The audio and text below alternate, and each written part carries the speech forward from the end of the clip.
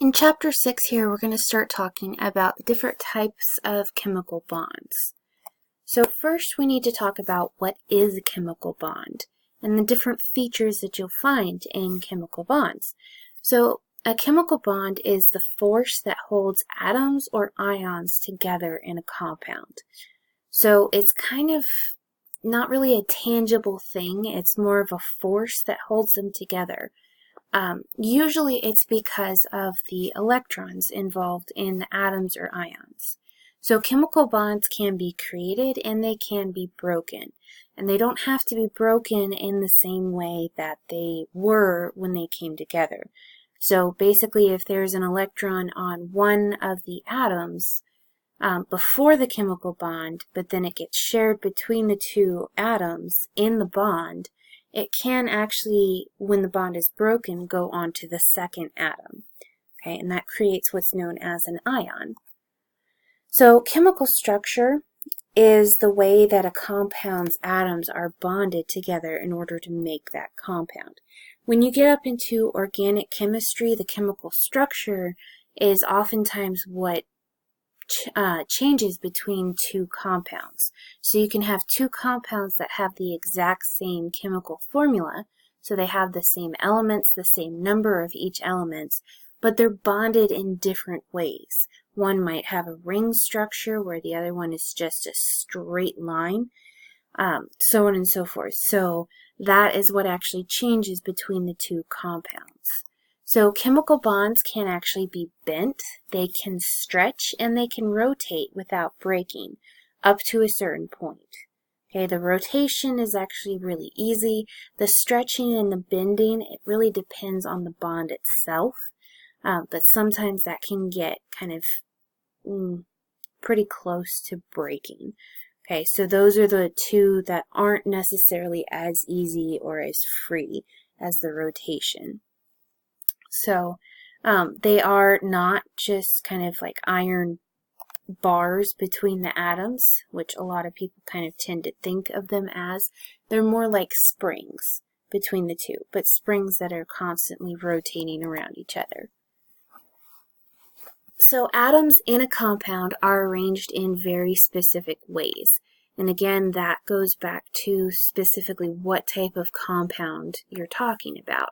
So different models are used for visualizing these different features in a chemical compound and looking at the bonds. So basic one, you have the ball and stick model. So this shows the bonds as the sticks and the atoms as the balls. It's relatively simple.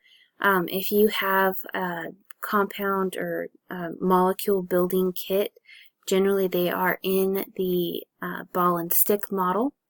Okay, so here you've got your model of a water molecule. So you have your oxygen atom in red in the center there. You can see the two bonds that come off of it as the sticks. And then you also have the two hydrogens. What you'll note here is that the hydrogen and the oxygen, the hydrogens and the oxygen are shown as atoms that are roughly the same size. They're nowhere close to the same size. So that's a little bit misleading there. And then again, it's difficult to just look at the ball and stick model and think about the fact that those bonds can stretch, they can bend, and they can rotate. So the bond length here is actually really easy to see. Okay, so the bond length is the distance between the nuclei of the two bonded atoms. So basically it takes the center point of the oxygen atom and then the center point of the hydrogen atom and says, okay, it's about 95.8 picometers. Okay, so that's not a whole lot of distance, but that can be really useful when you're starting to work on building compounds in more advanced organic chemistry or different things like that. You can also see the bond angle relatively easily here. So the bond angle requires 3 atoms, okay? So it's the angle formed by the 2 bonds to the same atom, okay? So it's basically the angle between the 2 hydrogens here, with the oxygen acting as the focal point for the angle. So in this case, it's roughly 104.45 degrees, okay? A lot of scientists years ago spent quite a bit of time figuring out bond angles in different compounds. Turns out there's not a whole lot of different angles that they will form, and there's a lot. It really comes down to how the different atoms are bonded, and any electrons that are kind of hanging out around the atom. But you can pretty much tell without having to measure it what the angle is going to be. So they spent all that time measuring these really tiny little angles and figured out that there's a much easier way to do it. So there are charts of all of this kind of stuff, but we don't need to get into all of that. Okay, next up we have the space-filling model. So this one shows the general space taken up by each atom. So here you can finally see that the oxygen atom is much larger than the hydrogen atoms. Okay, you can still see that they do have that very distinct bond angle. You can't really see anything about the bond length, okay, but you do get the relative size of each atom to each other. Okay, and then finally you also have a structural formula. Okay, so structural formula is a shorthand way to represent a compound. So this is generally what you would do if you were taking notes on this kind of thing, and you just needed to sketch out a simple version of how it looks so that you can kind of see how the compound is organized. So you can see here that this structural formula still shows that it's not a straight-lined compound. Okay, so the hydrogens and the oxygen are not in a straight line to each other, that there is actually a bend there, there's an angle. Okay, and then you also see exactly how all of the atoms in this compound are bonded to each other. So with each hydrogen bonded to the oxygen. Okay, now again, structural formulas are really great when you're just kind of writing things out on a notebook. They're great for kind of just a simplified view of looking at these compounds. Space-filling models are fantastic when you're looking at giant compounds. So my background with proteins, we actually would use space-filling models quite a bit in order to see the shape of the overall protein, because the shape is really important to how that protein functions. And so being able to see how all of the different atoms fit into that protein and the size of each of them was really important. I actually had a class in college called bioinformatics, and our final project in that was to take a gene sequence and try to determine what the protein sequence would be from that gene, and then what the protein itself would look like, and then determine kind of any, what's it called? I don't know why I'm forgetting that. Any mutations in the gene sequence, how that would change the overall protein shape. And so the one we were looking at was a protein that very specifically had kind of a hole right through the middle of the protein. So it was kind of a donut shape.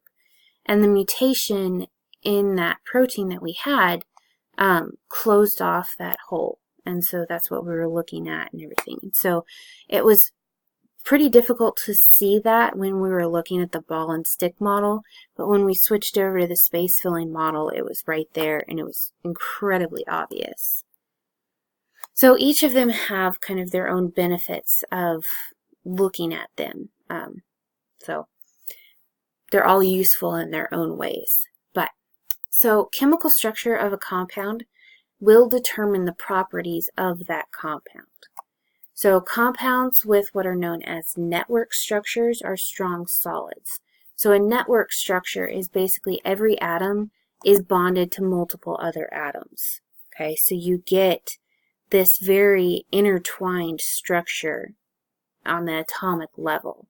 Okay, so if you think about diamonds, diamonds are network structures. Okay, and then here the stone is also part of a network structure. Okay, so you can see here we've got quartz, which is shown in the image here. And then it's also looking at the state of matter it is at room temperature, its melting point, and its boiling point. Okay, so silicon dioxide is actually the compound that when it's in a network structure, it forms quartz. It can also be ground down to make sand, and then it can be melted down to make glass. Okay, so there are a lot of different uses for silicon dioxide. But looking at this, the stronger the bonds within a compound or within a substance, the more solid that substance will be at room temperature. So if the bonds are moderately strong, it'll be a liquid. If they're pretty weak, it'll be a gas. But if they're really strong and their network structure specifically, they will be solids at room temperature. Okay, and then you can see just the melting and boiling points of these. It's kind of ridiculous. And again, that is in Celsius, so if you would like, you can actually look up on your computer what those would be in Fahrenheit to kind of get a better picture of it. But in order to create glass, actually have to put the silicon dioxide into a furnace and then raise it up to 1700 degrees Celsius.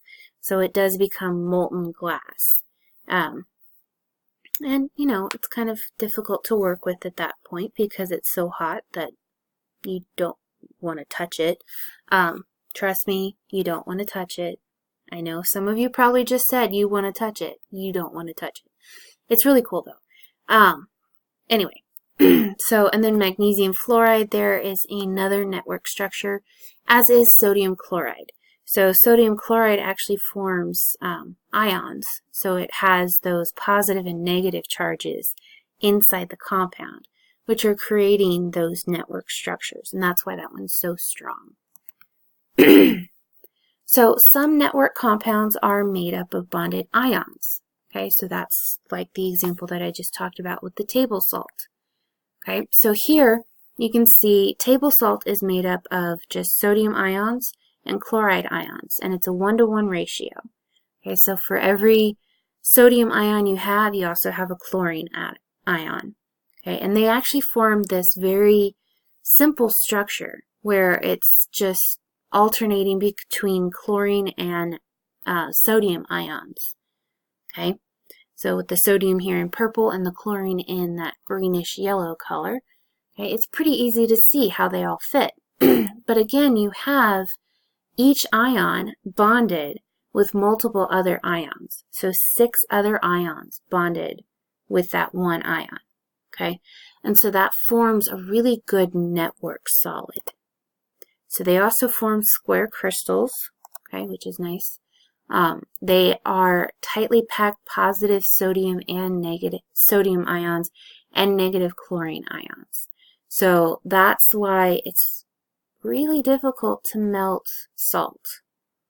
Okay, not that you really want to, because there's really not a whole lot of reason to melt salt other than curiosity, but you know, it takes a lot to melt it anyway. Some compounds are actually called molecules, so compounds such as sugar.